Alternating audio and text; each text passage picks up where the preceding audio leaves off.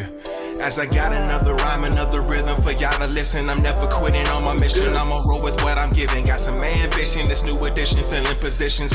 Looking at the void in myself and feeling what's missing. Better watch the way you going, better go in the right direction. In the moment you stressing, but you gon' be counting blessings. And I know that for certain. Keep on working, open curtains. Haters swerving, cause they ain't ready for your final version. Whoa. I'm never gonna give up.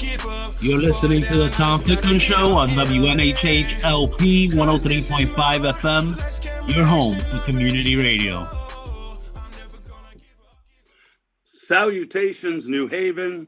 Salutations, Michigan. Salutations, Connecticut. And salutations, the world.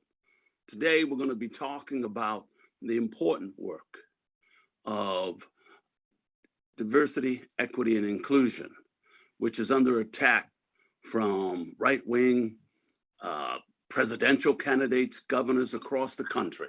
And I'd rather than fight the attack, I'd like to really focus on what Goli Mohammed, who wrote a wonderful, wonderful book, Cultivating Genius, about culturally relevant and historically relevant responsive literacy instruction, a great book with a great framework, wrote a second book that said this work is rooted in joy and brings out the joy in teachers and students. So today is a celebration of the joy of diversity, equity, and inclusion. And by the way, let's start off with our new provost. Julian, could you introduce yourself? Great. I'm Julian Vasquez Heilig. I'm currently serving as provost and vice president of academic affairs at Western Michigan University. I'm so glad to join you on community radio today, engage in this critical discussion about diversity, equity, and inclusion. This work is crucial to our nation's present and future well-being. We need to emphasize the value of diversity, equity, and inclusion. Perfect. Rose, can you introduce yourself? You wear many hats. Oh yeah, but I'm your sidekick mostly, right? We are good friends. Yeah, I was on the second tier of Connecticut Badass Teachers Association, Uniting to Save Our Schools with you, good professor.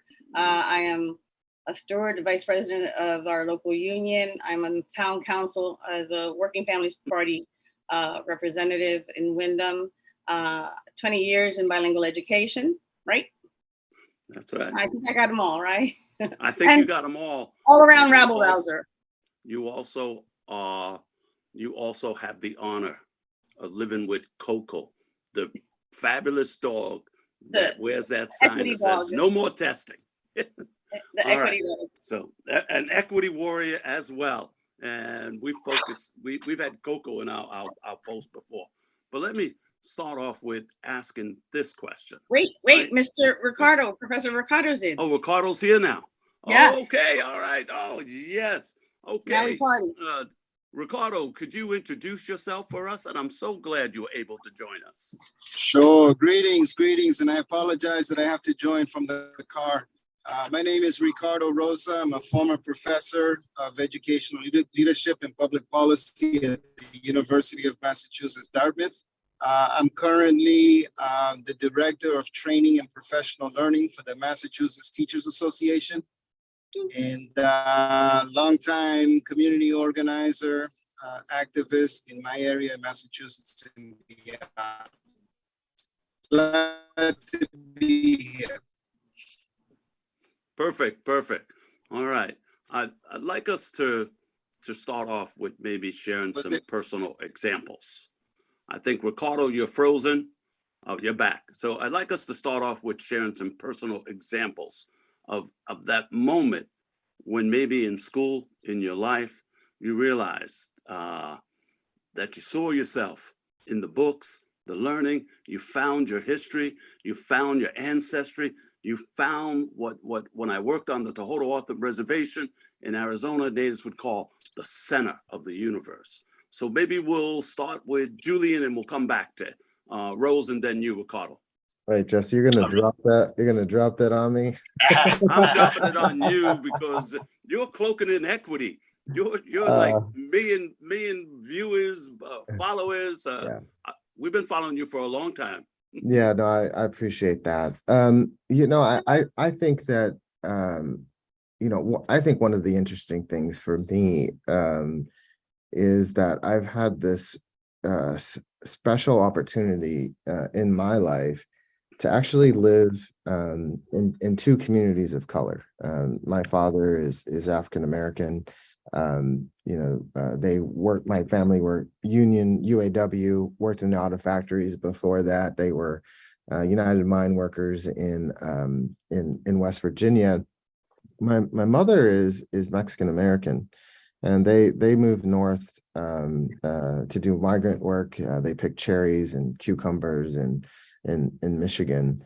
And so I've had the fortunate experience to experience the world from two different American racial ethnic communities, and all the joy that comes with those interactions. But I think for me, when I went to college, I was able to see diversity in its full spectrum.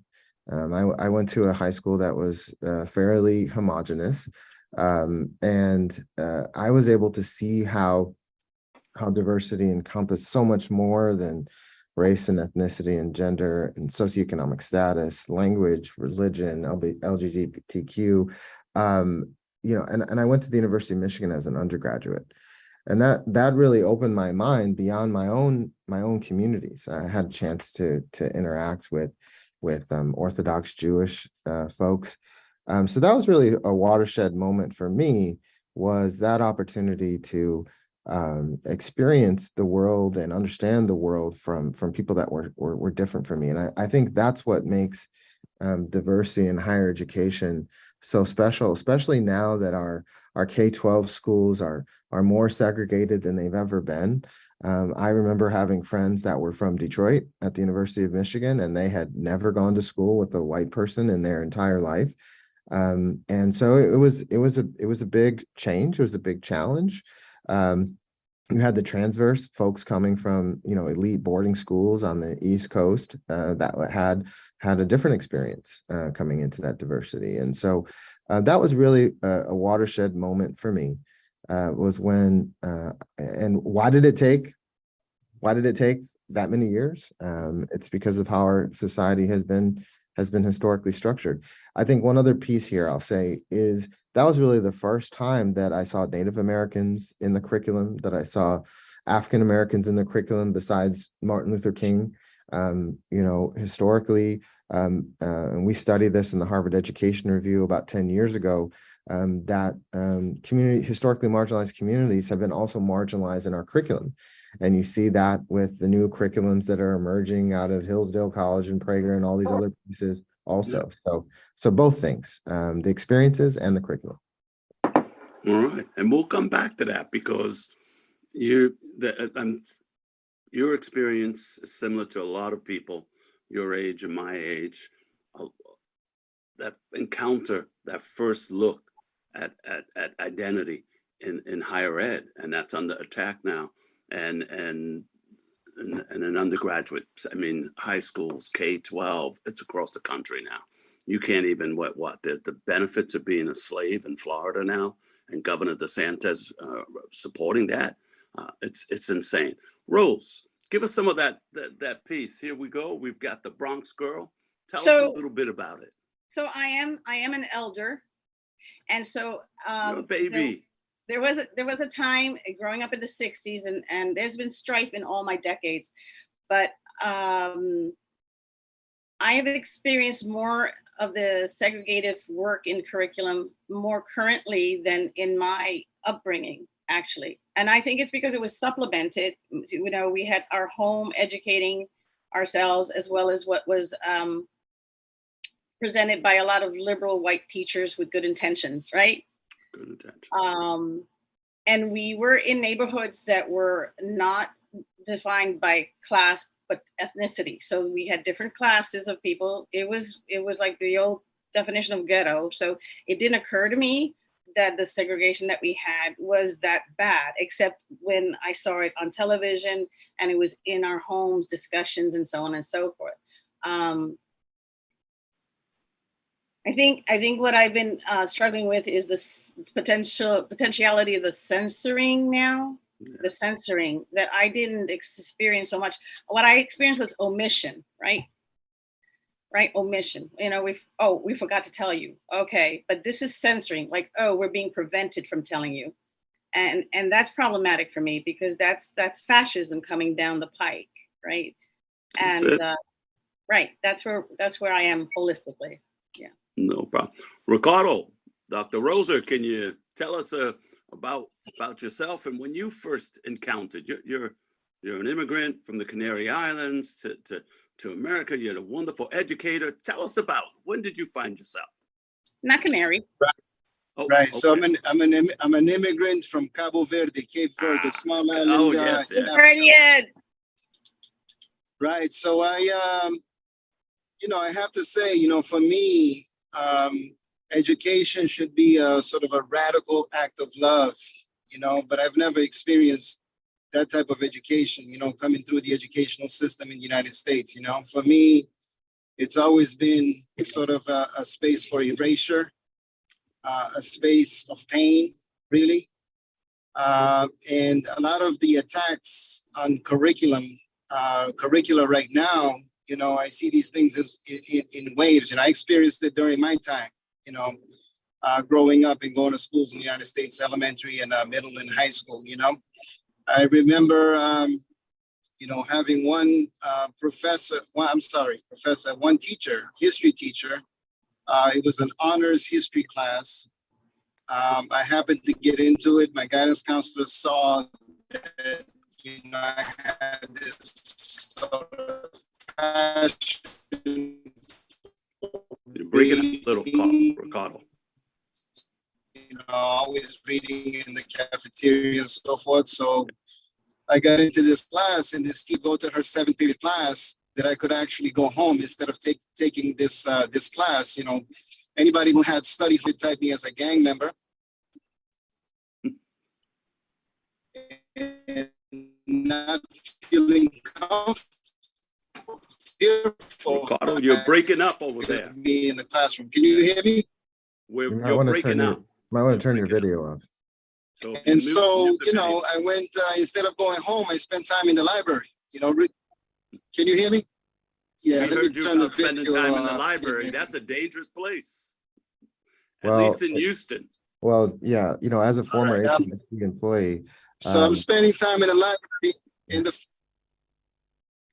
We're going to move to Julian, Ricardo, because we're losing you choppy because you're in the car there. Go ahead, Julian. I think for educators, you mentioned what's happening in Houston. What's happening in Houston is that the state of Texas decided that they were going to take over an entire district, 6th or 7th largest district in the nation, because one high school missed their test scores by 1 or 2 points, which I think suggests that that's not actually the reason why they took over the district. The leadership of the district is now more people of color than it was when I worked and lived in Houston, worked for HSD back in 1999. And they brought in Mike Miles, who didn't do so well as a superintendent of Dallas Independent School District. And one of the first decisions that he made as superintendent was to close the libraries, fire the librarians, and turn them into disciplinary locations in the schools in Houston. And I just, as a former Houston ISD employee, I am just incredulous that that's the first thing you do as superintendent is close the libraries. And create them as discipline centers. So we feed that school to prison pipeline right there. But there's been a 20% reduction. We had some librarians on a previous show, and they said there's been a 20% reduction in resources and librarians in Black and brown communities, in poor communities. They don't stand for that in our affluent community. But I want to share a positive piece about how one public school teacher can make a difference. And the research shows that if you've had one Black teacher, just one, all students will benefit. And I'm a perfect example of that. So Mrs. Stanfield, our high school honors English teacher, an interest in honors class. And I was a typical football player. I was smart, but school, I didn't think much about it. But Mrs. Stanfield infused Marcus Garvey, infused Bob Marley, infused everything. So I'm a child of the 70s going into high school, and the world was exploding around us. And everything we read, whether it was Hamlet, whether it was A Tale of Two Cities, whatever it was, she connected it to the communities we lived in. I was the last white boy in the neighborhood over there. And she just opened my eyes, and the dumb football player who was just, happy to be in the class and say, oh, don't notice me. She made me open my eyes, just like Ricardo. I had to go to the library. I had to learn who the hell is Marcus Garvey. I had to learn everything about Marcus Garvey because, to free yourselves from mental slavery, none but ourselves, had to, but just one teacher. And it comes to me right now.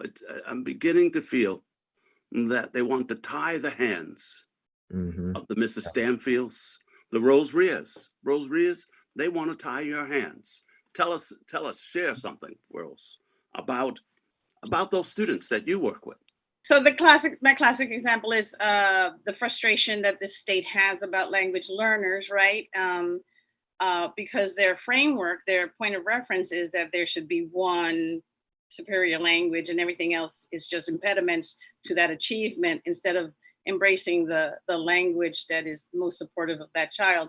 So of course there's a frustration because the mastery tests are in the English dominant languages and the children barely get to proficiency to qualify to respond in a way that reflects their true intelligence and their brilliance, right?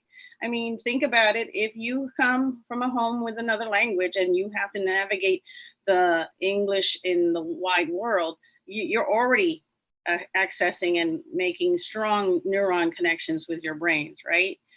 So the slap in the face was when they imposed, when they imposed a special master, and that terminology came from the prison system when prisons were not organized enough, and they would include a special master to put things in order, just like that superintendent in Texas did, put things in order. And the first thing he did was eliminate the very weak, but better than nothing transitional bilingual program. And I was removed from my classroom and I had to provide support in the English only classrooms that were now crowded with my students and paraprofessionals. They hired more paraprofessionals who were bilingual than teachers who were bilingual certified. So again, it was that support role, that secondary role. And that was problematic because children take that in and they already know there's a language of power, right? And they feel that internalized oppression of sorts. So I went ahead and I took those children out of those rooms and I went through the dumpsters, they threw out Spanish materials. They threw them out and I went into the dumpsters, retrieved them and hid them. And then I used them and I waited them out. And I called all the organizations I thought who would be interested in making a case for us here, but they were either too shy or not interested. But I walked around with a valise or a briefcase of all the data proving that a quality bilingual education and in the future multilingual approaches only enhances everyone, right? So yeah. They did. So they threw out the Spanish language texts, and you teach in Wyndham with a predominantly Hispanic population. 85 to 90%, yeah. Yeah, it's Bobby Sands, a hunger striker from Northern Ireland, who died in the 80s, said to destroy a people, you need to kill their teachers, their language, and their culture. You know, and this is part of it. So throwing out those books, Ricardo, tell us what the union's role in this, because you're the union organizer, the union educator. Can you help us? And you probably should mute your video and just be on the sound because you were a little choppy before. Right. Can you hear me now, Jesse? Can hear you. All right. Yeah, no, I think the unions have, must have sort of a deep commitment, to justice, a deep commitment to diversity as it comes to personnel as well as curriculum. I think that, the union, I'm really excited about what I'm seeing in the labor movement, particularly as it relates to education these days. I'm seeing caucuses that are very progressive in multiple union spaces, really pushing a justice agenda that is not just about business unionism. It's not just about salaries, but it's about bargaining for the common good, right? It's about putting things on the table that is very responsive to communities, as well as educators. We always say that an educator's working conditions is a student's learning conditions, and vice versa. So I'm really excited about what's going on in unions these days. But I think unions have a deep commitment, to this work. They should be advancing this work for all of the reasons that have been mentioned. And by Julian, by Rose, but I do say that also, it's not just sort of about diversifying staff. It's also about taking seriously what you mentioned, Jesse.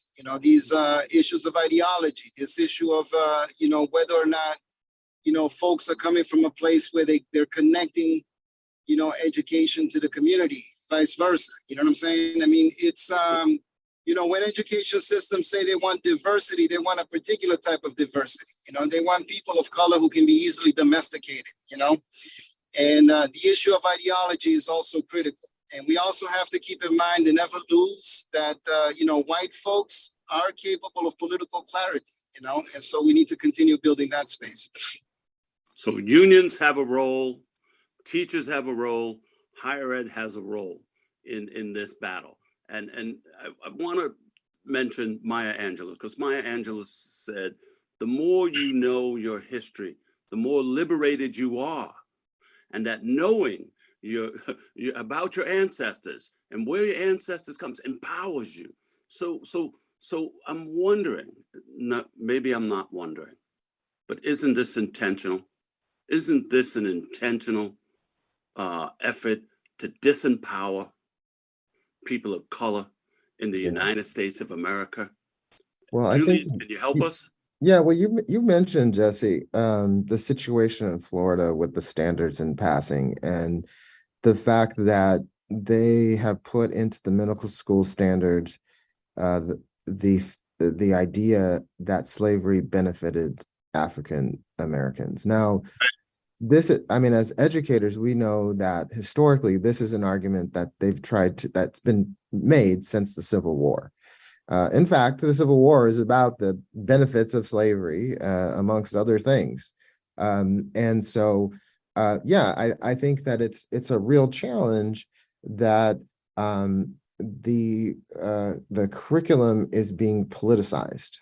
In higher education, we're often talking about freedom of speech. And there's conversations on different sides of the aisle about who's allowed to have speech.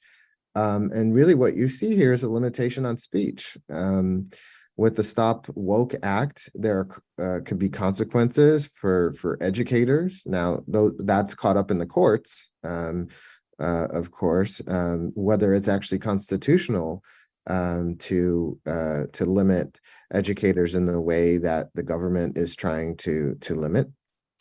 But I really think you started this conversation with an important point, which, and I want to go back to Dr. Rosa's comment about bargaining for the common good. And that really requires coalitions. I mean, that's what you saw back in the civil rights era, is you saw academics, you saw the clergy, you saw educators and unions and parents and communities coming together. And I think that, these sort of extreme attempts to change history, such as the slavery benefiting. I mean, you also see Texas Recently in higher education, you saw a professor who went to, I think it was UT, one of the UT campuses, and was giving a talk. And on her drive back, she received a censure notice. And then Texas A&M moved to suspend her for a lecture that she gave about public health because it was felt that she had criticized the lieutenant governor. And so this is not just a K-12 challenge. This is also a higher education challenge, that education should be the place where a free exchange of ideas happens. This is that place. And when government steps in and says that, changes the curriculum so that only, so that there are false narratives, or in higher education that faculty aren't able to talk about public health issues or education issues, that's a real challenge, I think, for our society. Professor Turner, I'd like to add to Joe's point about I'd like us to qualify, especially because in some cases it was the government that had to intervene to protect us sometimes. So I think we need to call it out clearly, because, for example, I was in an anti-racism workshop, and we were doing a circle thing, and the woman in front of me, Black social worker, and she would say, people are like that. I'm like, which people? And then she said, oh, you caught me. Like, yeah, you've got to be very deliberate. So who are we talking about? We're talking about a particular type of individual who has this premise of racism and classism, and will use all the tools that they have in their toolbox or tool bag to manifest it, right? Because if it wasn't for some government intervention, we wouldn't be having access to certain levels of public education. There's been compromises, but we got to call them out as we see them, and don't let them hide behind ambiguous categories. You know what I mean?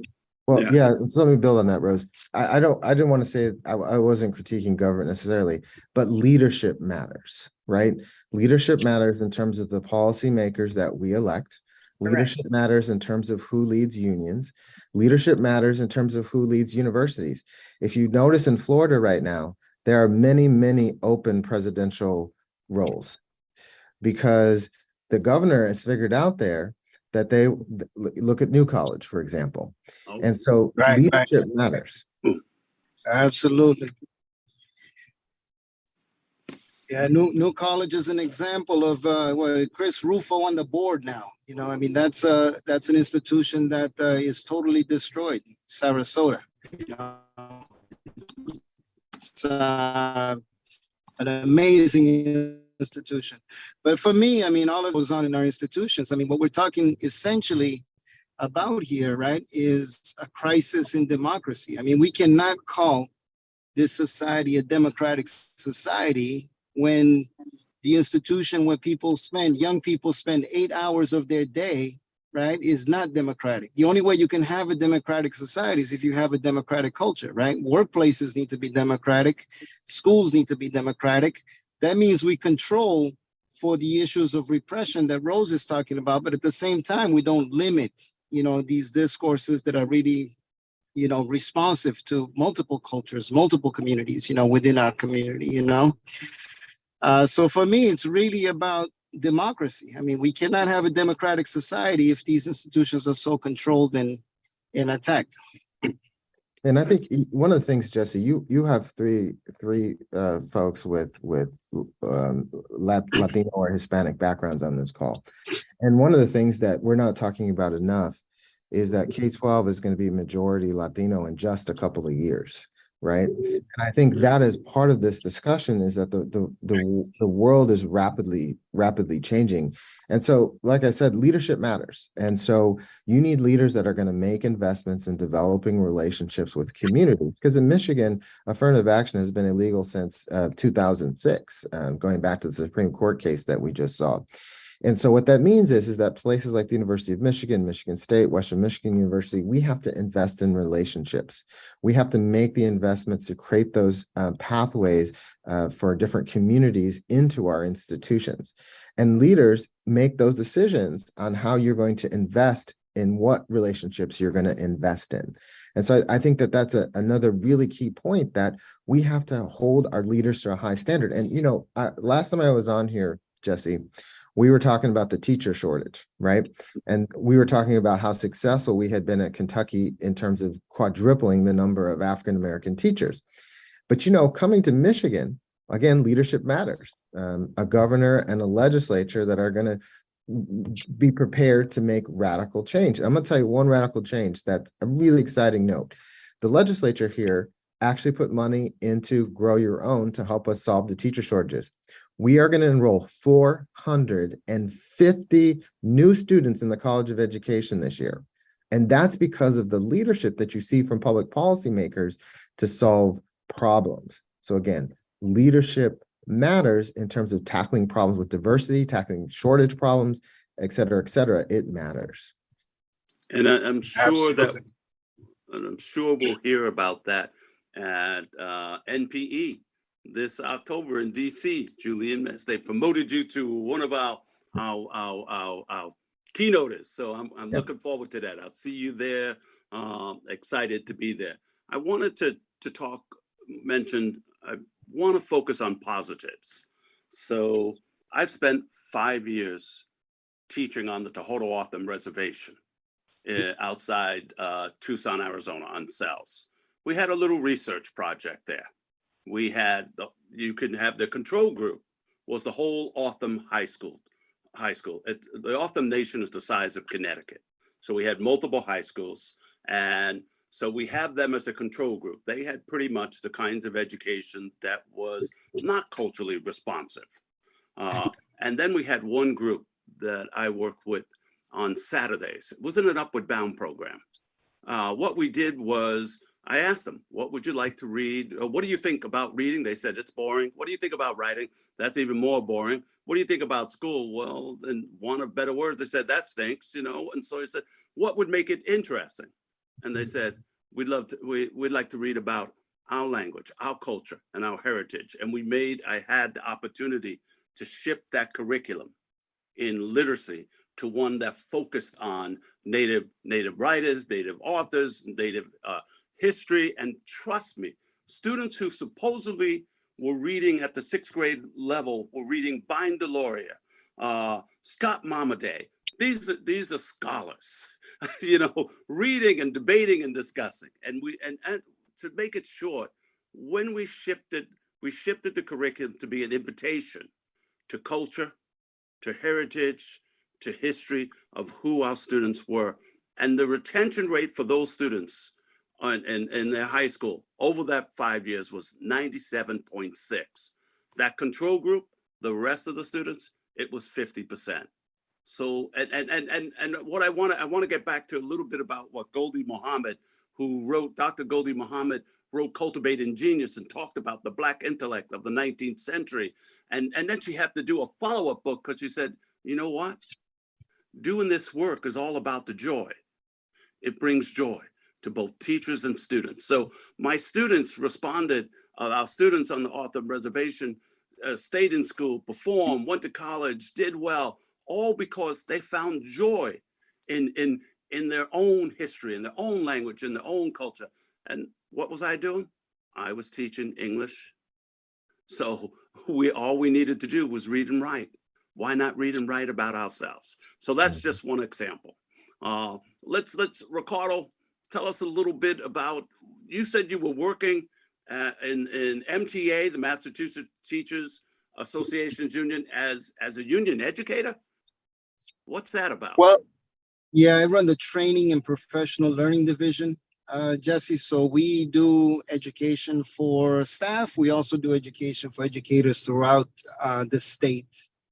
On issues of justice, you know, I have a new anti-oppression education specialist that I just brought on. So we infuse that throughout the education that we do with educators in the state.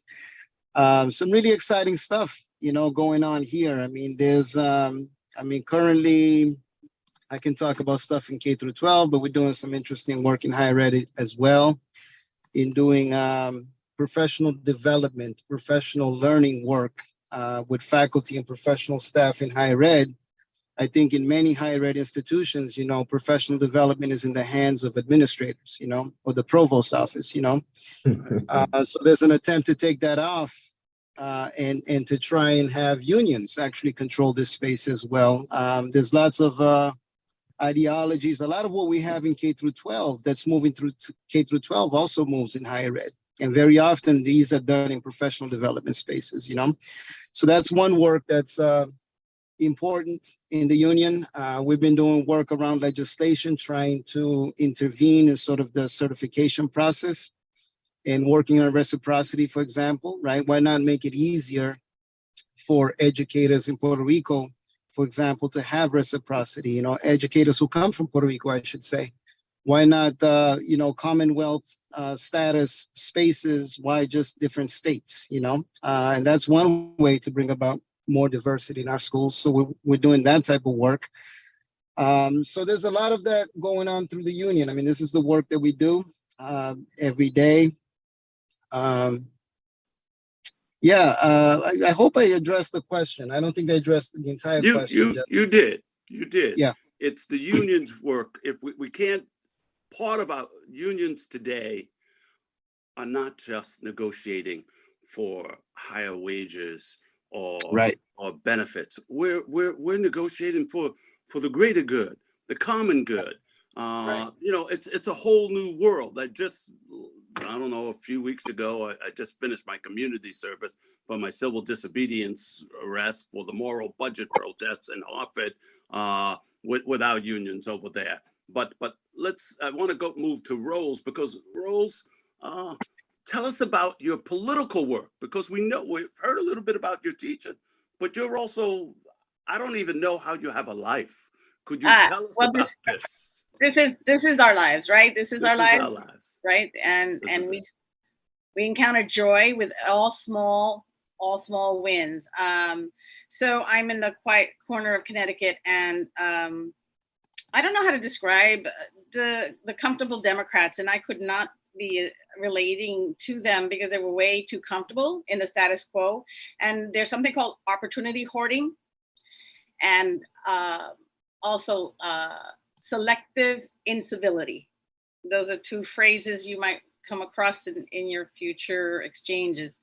And so I had to hop off that Dem train and establish myself as distinct, as I was with my bilingual certification, distinct. So as a Working Families Party member, the focus is on all the universalities of equity in terms of the workforce as well. And so going out to the community and figuring out why is it that your particular employer does not give you the time that you need to do your parent-teacher conferences, or you participate in school events on whatever level you can, right? There has to be calling them out again, because there was a time when there was that kind of flexibility, but then it was taken away. I am in a building that used to have showers, a full kitchen for home economics, a kiln for art. I'm in a building that had those things when the building was housing predominantly white children. And now all those spaces are storage or support staff meeting rooms, right? And so the point here is what is it that we can do to regain those things and invest in ourselves? Someone took it away, just like the public pools. Remember the issue of the public pools? That if they had to be integrated, they were no longer going to be built. Well, that's pretty much the filter that I see in my political work, in my union work, and in my professional setting. So that's the lens. That's it. And we should make no mistake that this is intentional.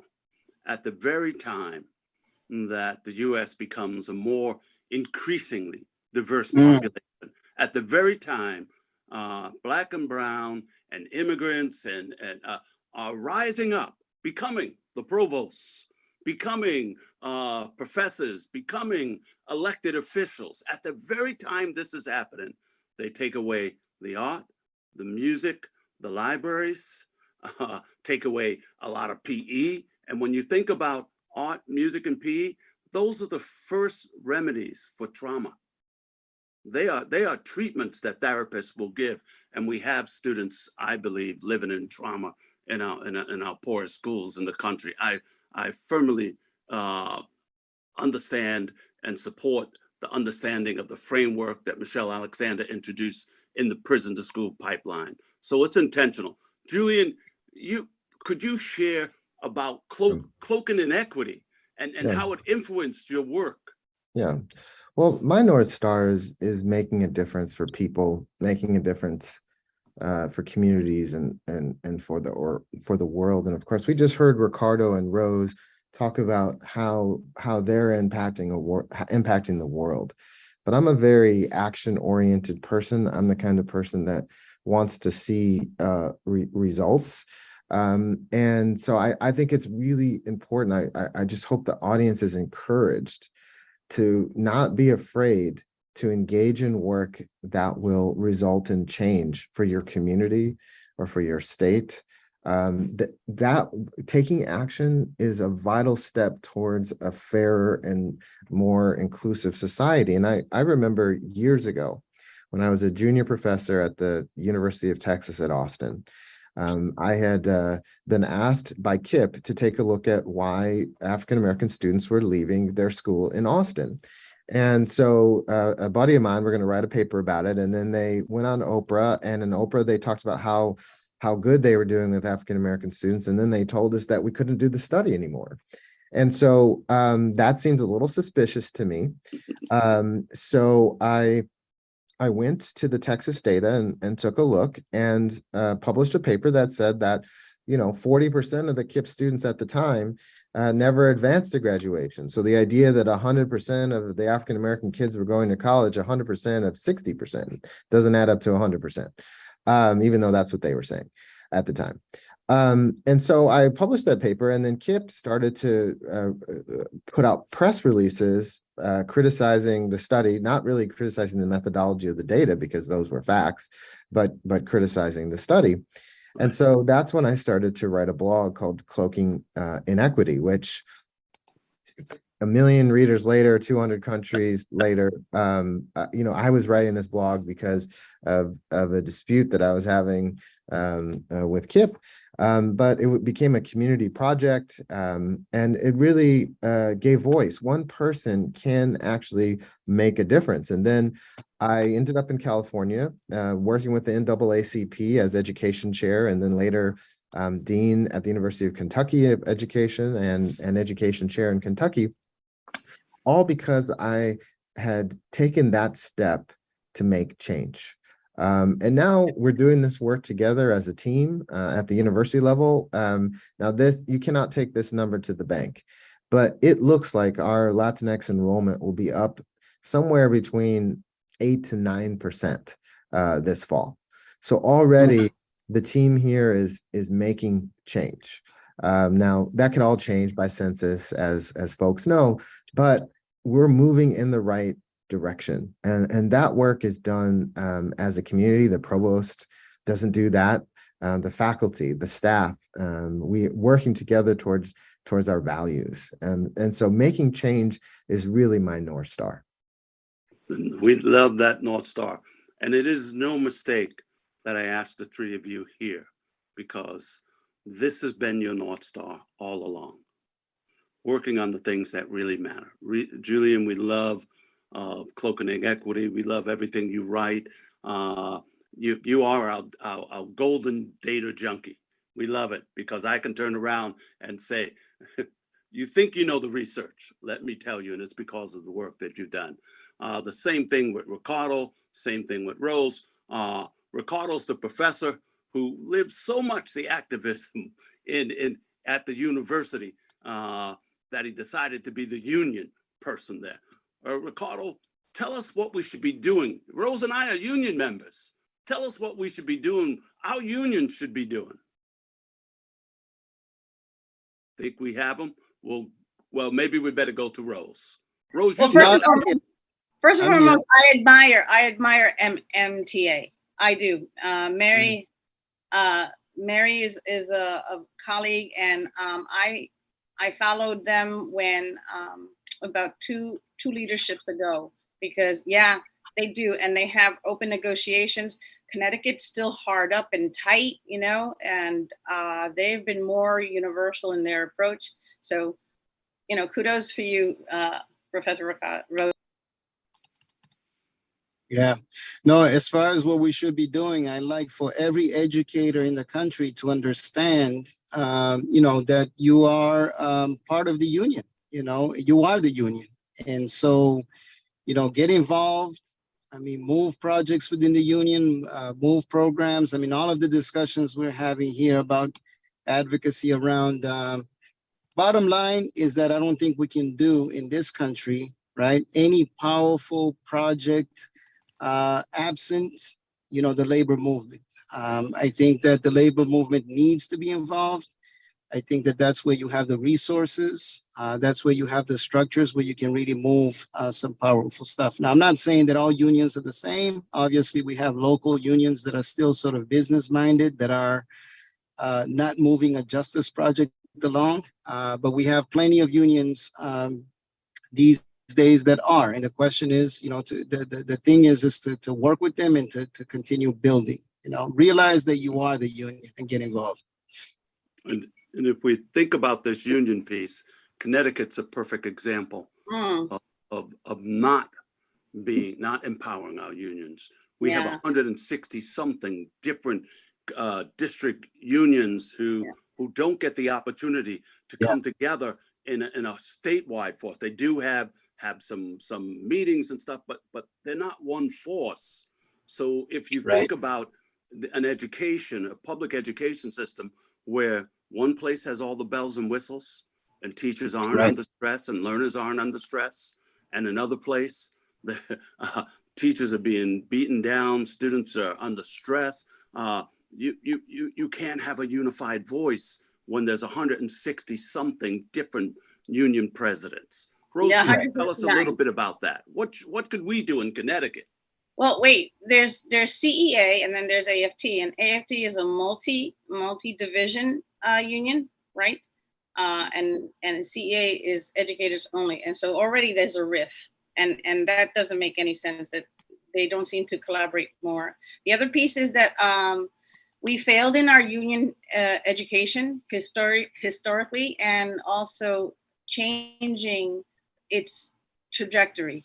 We failed in educating and explaining what stewardship is, because there's a lot of approach to the profession as consumers, perhaps, like, well, what does the union do for me? And we go, no, the union is as good as your contract and the rights to a fair labor practices, because this is a profession. So we have many levels of issues to address in Connecticut. One is like shifting the paradigm from consumerism to stewardship, right? Then from passive observation to action orientation towards this agreed upon universality of social justice and equity, right? That's huge. That's huge. And because we already started out with such a big gap in equity, the COVID response, we're taking longer to catch up than the rest of the nation, because we already established ourselves as having that gap prior, and so it's a hard ask for sure. All right. So, no problem. I'm going to bring us down to, because Harry's going to somewhere around, I think, like 10:56 or something. He's going to say like 30 seconds. So I want us to think about, I see this work as my joy. I don't see social justice as a burden. I don't see sharing diverse books as some kind of labor. I see it as sheer joy. I'm with Goldie Mohammed. This is the joy of my life. And I don't think I'm 68. I could retire. My wife tells me I should, but why would I retire when I'm immersed in the joy of this work? So our last 90 seconds is sort of like, tell us about that joy of this work, because this is joyful. So let me say, can I just give you a quote from Martin Luther King? Go He ahead. said, Martin Luther King Jr. said, "We must remember that intelligence is not enough. Intelligence plus character, that is the goal of true education. The complete education gives one not only power of concentration, but worthy objectives upon which to concentrate. And the reason why you can't retire, Jesse Walking Man Turner, is because the work that you do is consequential. It's moral. Your course of action is moral. And so I think what we have to think about is what is the consequentialism of our lives? What is the course of our lives? Who are we? And so I think that this work, it's moral, it's just. We are trying to create opportunity within communities. And so, Jesse, you cannot retire because you are consequential. Well, we're not going anywhere. We're not going anywhere. Ricardo, come on. Tell us that. I tell you, man, this is joyful. the joy, right? The joy for me comes from knowing that the work that I do, I mean, stands on the shoulders of so many that have come before. So that historical memory, Jesse, for me is critical. I mean, that's where I find the joy every time when we hit obstacles in organizing. You know, I think about those times when, you know, similar organizations and people hit, you know, those obstacles and they were able to move through it, learn something from it, you know, and learning from you, Jesse, and the work that you've done over the years. Julian, no disrespect to administrators at our home. Julian is doing brilliant work as an administrator and has been doing it for years. I mean, standing on the shoulders of Rose and all of you, I mean, is what brings me joy, and being in your presence and building together. This is what I want the world to know. This is joyful. Rose, you have to, it's been over a decade now. Tell us about it. You've got joy. I think the joy is knowing that that there are like-minded people with the best of intentions and courage, and that we don't need to struggle alone, and that the sweat equity that you have in making something that you see before you better is just joyful enough. And I want to remind everyone that we should not be working in isolation. Don't work in isolation. And that goes along with what Ricardo and Julian have been saying.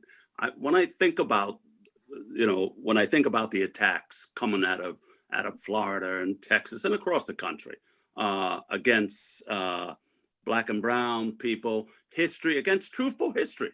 I mean, there are no benefits to being a slave. We don't need that over there. We don't. It drives me crazy. But I do know. I think what brings me joy is, remember in Hamilton, there's a line. I just recently went to see Hamilton about a month ago. My wife took me for our anniversary. No, it was for my birthday.